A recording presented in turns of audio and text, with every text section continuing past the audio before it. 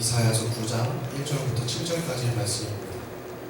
다 찾으신 줄 알고 한 목소리로 합독하시겠습니다. 전에 고통받던 자들에게는 흑암이 없음이로다. 옛적에는 여호와께서 수블론 땅과 납달리 땅이 멸시를 당하게 하셨더니 후에는 해변길과 요단 저쪽 이방의 갈릴리를 영화롭게 하셨느니라. 흑암에 행하던 백성이 큰 빛을 보고 사망의 그늘진 땅에 거주하던 자에게 빛이 비치도다. 주께서 이 나라를 창성하게 하시며 그 즐거움을 더하게 하셨으므로 수수한 즐거움과 탈취물을 나눌 때의 즐거움 같이 그들이 주 앞에서 즐거워하오니 이는 그들이 무겁게 맨 멍에와 그들의 어깨의 채찍과 그 압제자의 막대기를 주께서 꺾으시되 미디안의 날과 같이 하셨음이니이다.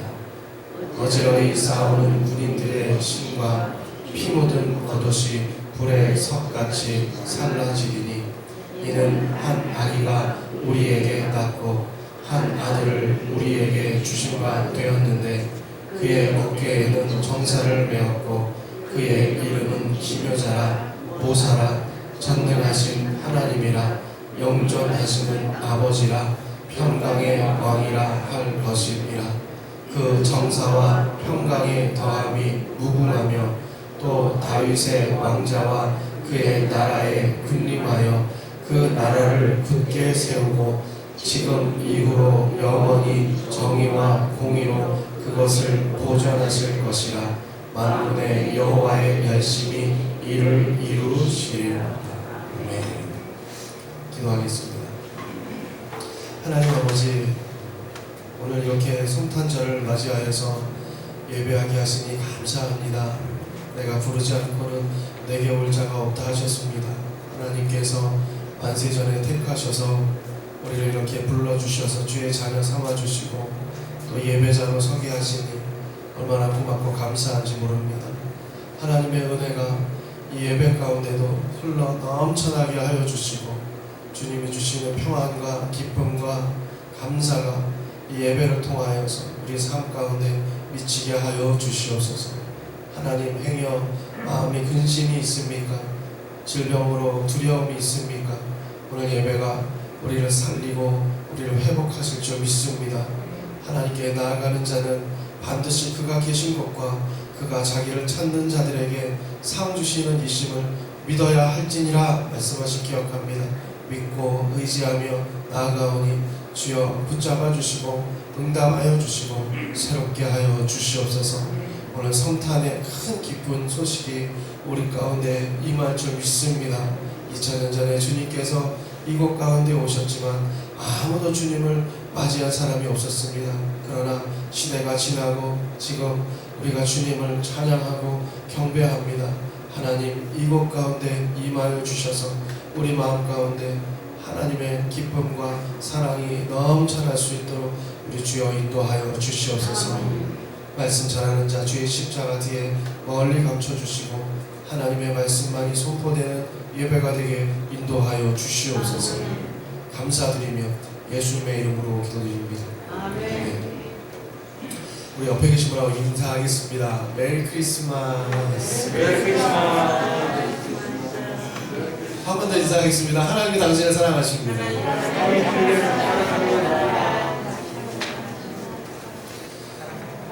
다 가족 같은 분들이어가지고 우리는 알잖아요. 누가 안 나오면 왜 안 나왔나, 누가 뭔 일 있으면 왜 무슨 일이 있을까, 기도해야겠다, 그런 생각 하잖아요. 이게 교회 공동체가 이런 것이 있는 것 같아요. 또 하나님이 주신 사랑이고 은혜이고 관심이고 주님께서 이 땅에 오셔서 우리에게 가르쳐 주신 그 은혜가 아닌가 싶습니다. 저는 오늘 이사야서 9장 1절부터 7절까지의 말씀을 가지고 한 아기로 오신 예수님, 한 아기로 오신 예수님이라는 제목으로 하나님 말씀 전하도록 하겠습니다. 오늘 본문은 우리가 잘 들어서 아는 말씀이죠. 오늘 교동문에도 나와 있잖아요. 한 아기가 우리에게 낳고 6절에 보니까 한 아들을 우리에게 주신 바 되었는데 그의 어깨에는 정사를 메었고 라고 나와 있어요.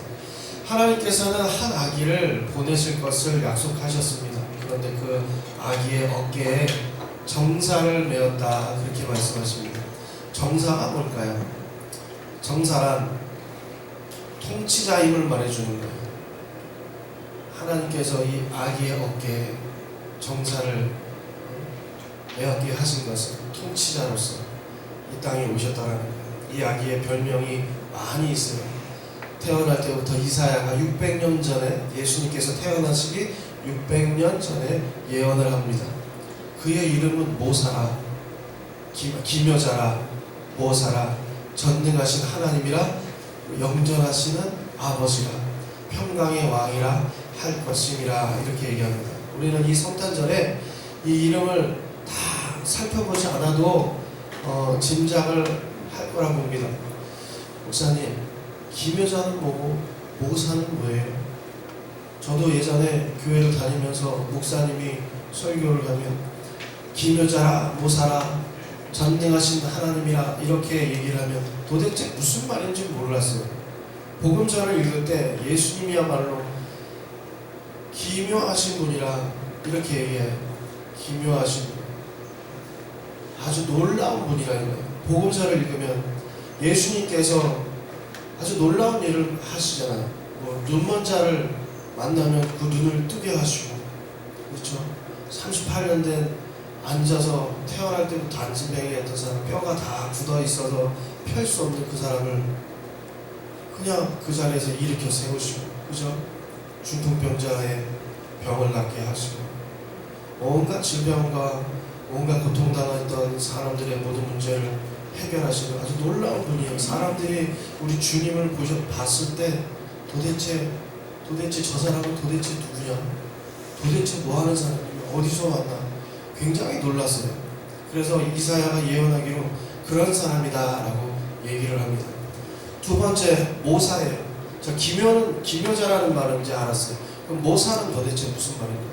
이 말은 상담자라 이거예요. 카운셀러. 여러분 요즘에 방송 보면은 오은영 박사님 나와서 아이들 때문에 상담하고 할 때 얼마나 멋있어요. 어떻게 다 알지?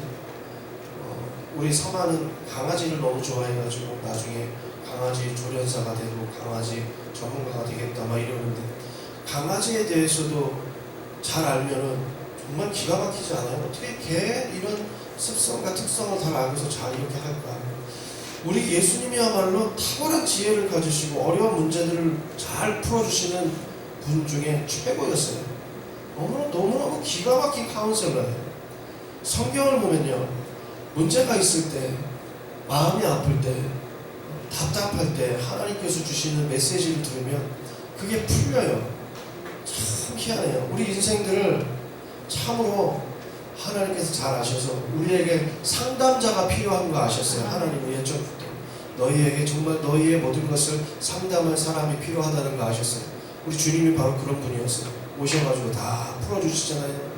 한 여인이 너무 근심이 돼서 낮에 아무도 없을 때 우물가에 가서 물을 기르러 갔어요. 그런데 그 우물을 기르는데 낮 12시면 태양이 내리칠 때 이 강렬한 태양 때문에 아무도 점심시간에 물 들어 안 와요. 나왔다간 멀리 물통 지고 가고 물 다시 길어서 가야 되는데 얼마나 더워요. 그런데 그 여자가 그 시간에 가서 물을 기를 때 그 우물 옆에 어떤 한 청년이 앉아 있었어요. 그러면서 그 청년이 얘기를 하죠. 목마름에 대해서 얘기를 해요. 그런데 그 여자가 그 청년과 이야기를 하고 나더니 물동이를 놓고서 집으로 뛰어가면서 뭐라고 소리 질렀어요. 여기 와서 보십시오. 이 사람을 보세요 하면서 막 얘기하는데 눈에 눈물이 팍 흘렀어요. 이 여자가 지금까지 만난 남편이 5이고 지금 6번째 남편 같지 않은 그런 남편을 만나서 일생을 고생하고 있는데, 이 청년과 대화를 하고 나서 너무너무 감격이 와가지고 이 사람을 보라고, 이 사람 우리의 구세주가 아니냐, 구원자 아닙니까 하고 막 소리를 질렀어요. 주님께서 몇 마디 하시고 대화하신 것 때문에. 굉장한 카운셀러예요 우리 주님이. 특히 요즘 젊은 사람들에게는 고민이 많습니다. 이러한 우리의 문제를 들어주는 상담자가 있다는 것은 굉장히 다행스러운 일이에요. 한 아기로 오신 예수님은 지금도 보혜사 성령님을 우리에게 보내주셔서 우리의 모든 삶 속의 문제를 해결해 주시는 가장 유능하고 가장 좋으신 카운셀러, 상담자가 되십니다. 성경은 그리스도가 너희의 상담자라 라고 요한복음 14장 16절에 말씀하시죠. 세 번째, 이분의 별명이 뭐예요? 전능하신 하나님이다 그래요. 자, 하나님은 우리가 잘 알아요. 하나님은 어떤 분이냐? 하나님은 능력이 많으신 분, 힘이 세신 분, 그런 분이라는 걸 알아요. 예수님은 한 아기로 이 땅에 오셨어요. 그러나 그 주님의 본질 안에 있어서는 하나님과 동등했어요. 하나님과 똑같았어요. 믿으시기 바랍니다. 주님은 태어났을 때 하나님과 똑같은 그분이 바로 육신으로 태어나셨어요. 그분 정말 전능하신 하나님이에요. 인류 역사 6,000년, 7,000년이라고 얘기해요. 어떤 분은 이 지구가 만들어지기 전에 자연계의 역사가 1억 5천년이나 얘기하는데, 어쨌든 인류 역사가 지금으로부터 2,000년 뒤로 가고, 그쵸? 주님의 십자가를 기준으로, 그 다음에 다시 그 앞으로 4,000년을 가요.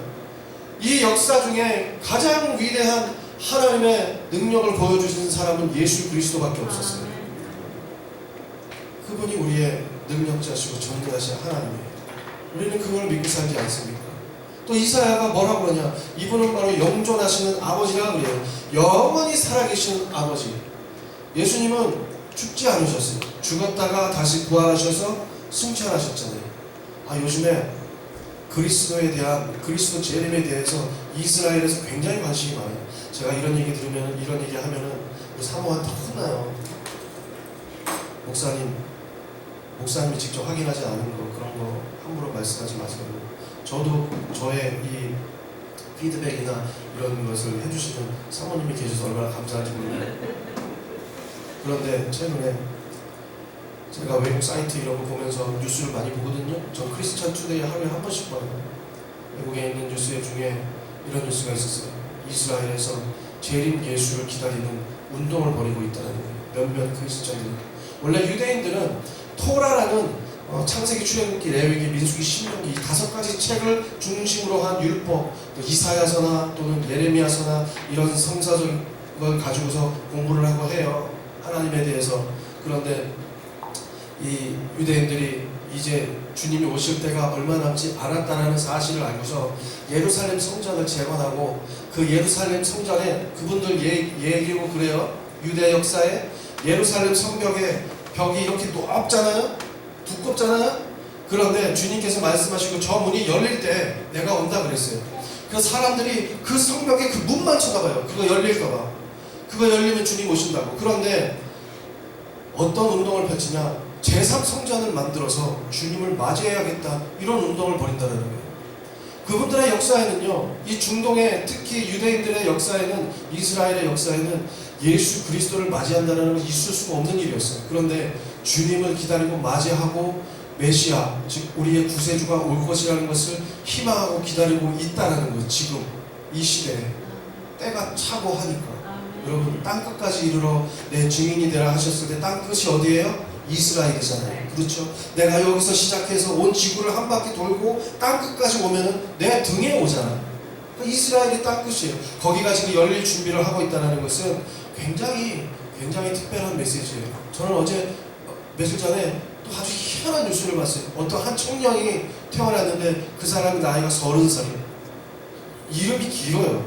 그런데 이 청년이 토라를 다 외웠대요. 토라를 다 외웠다고 하면서 토라가 모세오경이죠. 모세오경을 다 외운 거예요. 그래서 앉아가지고 모세오경을 어디든지 그냥 다 이렇게 외운 거를 해요. 그게 이제 그 TV에 나오는데, 그런데 이 청년이 하나님께서 특별한 은혜를 주셨는지 병을 고치는데 그냥 그 자리에서 어떤 사람이든 만져서 고치는 거예요. 마치 예수 그리스도가 2000년 전에 오셔갖고 사람들을 고쳤던 것처럼 이 친구가 그 일을 해. 그 일을 하고 여러 사람들을 고치니까 이 소문이 이스라엘에 확 퍼졌어요. 유대인들 사이에. 그러면서 이 친구가 도대체 어디서 태어나냐, 누구냐, 어떻게 모세오경을 다 외우고 율법에 능통하냐 하면서 무슨 생각을 했는지 아세요? 이 유대인들이 예수 그리스도를 생각하기 시작했어요.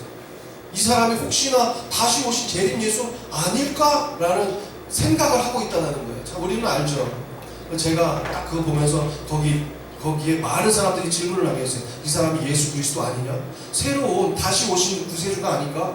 우리가 너무너무 놀랐다. 이 청년을 보니까 사람을 고치고 하나님의 말씀에 능통하고 대단한 사람이다라고 막 그 질문들이 막 올라와 있어요. 그런데 제가 그거 보면서 또 이거에 또 솔깃해가지고 이 사람이 주님인가 보다 하고 따라가는 사람이 있을 거 아니에요. 그렇죠? 그렇죠? 그렇잖아요. 네, 제가 여러분들에게 기준을 설명드릴게요. 주님이 다시 오실 때 뭘 가지고 우리 주님인지 알 수 있냐? 내가 내 이름으로, 그 이름이 뭐예요? 구세주의 이름이 뭐예요? 그래요. 예수 그리스도예요. 예수 그리스도. 뭐 지저스, 다른 예수 이렇게 말은 다를 수 있어요. 그런데 그 이름은 변하지 않아요. 여러분, 예수 그리스도가 이 땅에 오실 때는 내가 예수 그리스도 예수다라고 오실 거예요. 다른 이름으로 오지 않아요. 내 이름으로 온다 그랬어요. 그렇죠? 그럼 우리는 기준을 하나 잡을 수 있어요. 그리고 그 청년을 보니까 이 청년이 눈이 나빠요. 안경을 썼어요. 안경을 썼는데 제가 그걸 보고서 짐작하기로 이 사람이 예수가 아니구나라는 걸 알았어요. 예수님이라면 정말 안경을 쓰고서 눈이 나빠서 보이는 거 안 보이는 거 이렇게 구분하진 않았을 것 같아요. 참 이 마지막 때에는요, 우리를 혹하는 게 너무나 많죠. 여러분, 그러나 우리 주님은 지금도 살아계세요. 그렇죠? 지금도 영존하신 하나님 아버지예요. 아버지는 자녀들의 보호자예요. 사랑으로 양육하시는 분이에요. 주님은 지금도 살아서 역사하시는 우리 하나님이시라는 거예요. 다섯 번째, 평강의 왕이라 그래요. 예수님께서 이 땅에 오신 것은 평화가 없는 세상에 참된 평화와 평안을 주시기 위해서 오셨다 그랬어요. 저는 어제 뉴스 보면서 참 답답했어요. 크리스마스인데 이 정도 되면은 러시아도 우크라이나도 전쟁 좀 그만하면 안 될까? 그렇죠? 크리스마스 대낮에 폭탄을 떨어뜨려서 10명이나 죽었대잖아요. 참 정말 매정한 사람들이 이런 날만큼은 좀 쉬고 평화를 나누고 했으면 좋겠는데 사람들이 그렇게 독해요. 그럼 이 아기가 이 땅에 왜 오셨냐고 1절에 이렇게 얘기하는 걸 요약했어요. 흑암에 앉은 백성들에게 큰 빛을 비추고 우리를 죄와 사망의 권세에서 구원해 주시고 거룩한 하나님의 자녀로 삼아 주시기 위해서 우리 주님이 오셨다. 이사야 선지자는 우리 주님을 보고 그랬어요. 그는 마른 땅에서 나온 줄기 같아서 고운 모양도 없고 풍채도 없고 우리가 보기에 흠모할 만한 아름다운 것이 하나도 없다 그랬어요. 그냥 보기에 너무너무 부족하고 너무너무 가난한 사람, 그런 사람으로 우리 주님이 왔어요. 참 안타깝지만. 그래서 여러분, 제가 선교의 책자 공부하면서 그 하나 크게 마음에 감동이 왔던 게 사람들의 이 계층이 삼각형 구조로 따졌을 때 제 위가 아마 하이 클래스 0.1%에 속하는 부유층들, 그 다음에 지식층들, 기업인들, 이런 여러 사람들이 구조를 이렇게 따졌을 때 제일 밑에 하층민들이 있을 거 아니에요. 지금 인도는 또 그런 계급이 있잖아요. 브라만 계급으로 해서 아주 밑에 하층민이 있잖아요. 예수님 어디에 속하는지 아세요? 이 삼각형 중에? 예수님 왼바닥에 속해요. 왼바닥에. 우리 주님 그렇게 겸손하게 오셨어요. 아무 흠모할 만한 아름다움이 전혀 없는 사람이었다 그랬어요. 그 주님께서 오셔가지고 우리에게 성탄의 메시지를 알려주시고 세상에 구원의 메시지를 주셨잖아요. 이 어려운 시대에 구석구석 가난과 고통으로 상처받은 우리의 이웃들을 위해서 우리 주님께서 이 모든 고난과 죄악을 다 끌어안고 십자가에 띄워두셨잖아요. 제가 지난주에도 말씀드렸죠. 우리 주님 왜 오셨다고요? 우리 주님 죽으러 오셨다고.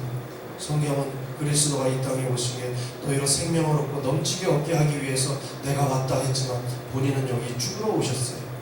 태어나자마자 아주 고달픈 인생을 사셨어요.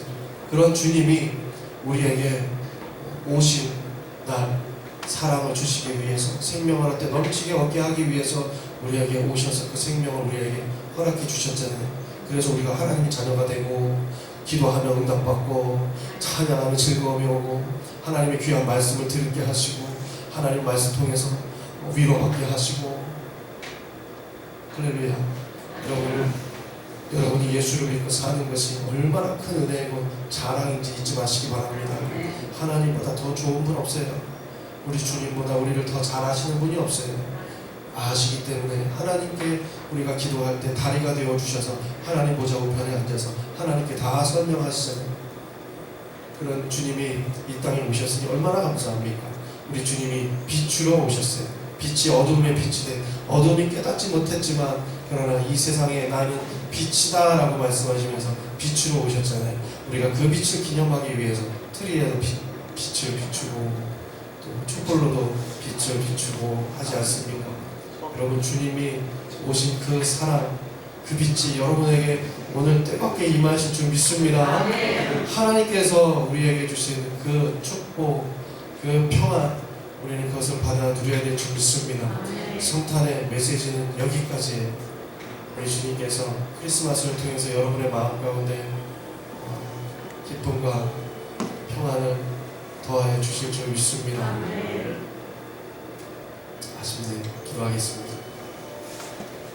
한 해의 삶을 되돌아보면서 하나님 새해를 맞이할 준비를 해야 하는 이 연말에 하나님 또 성탄의 큰 기쁨을 우리에게 허락하여 주시니 감사합니다.